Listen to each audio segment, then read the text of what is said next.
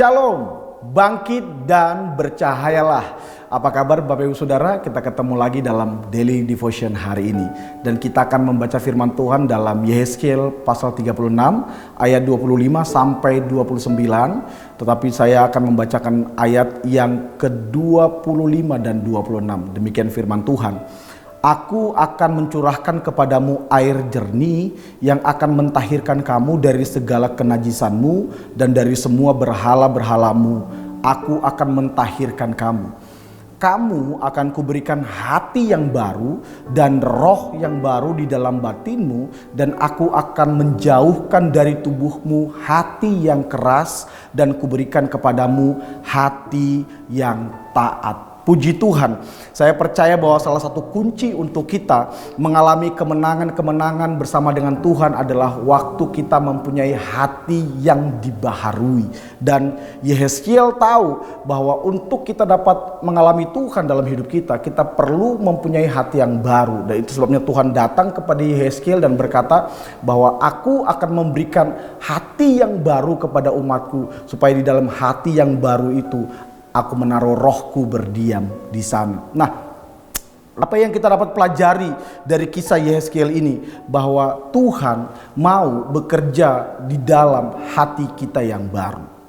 Saya percaya kita semua berharap bahwa Tuhan memberikan kepada kita pertolongan, jalan-jalannya. Tuhan memberikan kepada kita mujizatnya, kita mengalami semua yang terbaik dari Tuhan. Tetapi kalau Tuhan melihat bahwa hati kita tidak siap, kita tidak akan pernah mengalami itu. Ingat yang seperti firman Tuhan datang kepada Samuel waktu dia akan mengurapi seorang raja.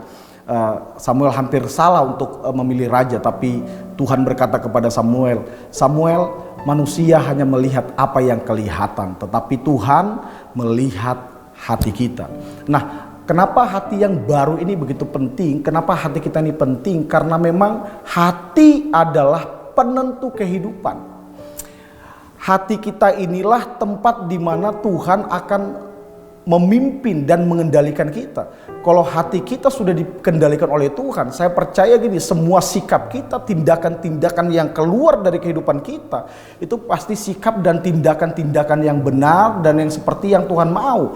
Tetapi kalau hati kita dipenuhi dengan hal-hal yang najis, hal-hal yang kotor, hal-hal yang tidak benar, saya percaya yang keluar dari hidup kita itu juga semua hal-hal yang tidak benar, semua hal-hal yang najis, semua hal-hal yang kotor. Itu sebabnya firman Tuhan datang kepada Yehezkiel dan berkata gini, "Aku akan memberikan hati yang baru." Sebab hati yang baru inilah tempat di mana Tuhan akan memimpin kita, Tuhan akan menuntun kita, Tuhan akan menyatakan semua kebenarannya, menyatakan kasih karunia-Nya di dalam hati kita.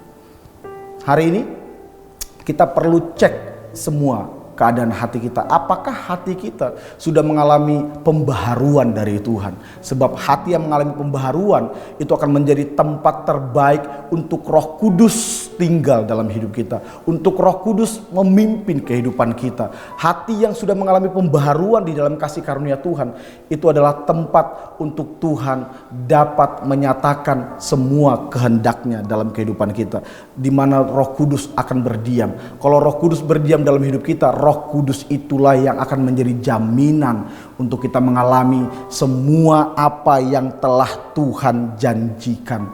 Makanya Yesus berkata dalam Yohanes pasal 14, aku akan meminta kepada Bapa penolong yang lain, yaitu Roh kebenaran yang akan menyertai kamu untuk selama-lamanya.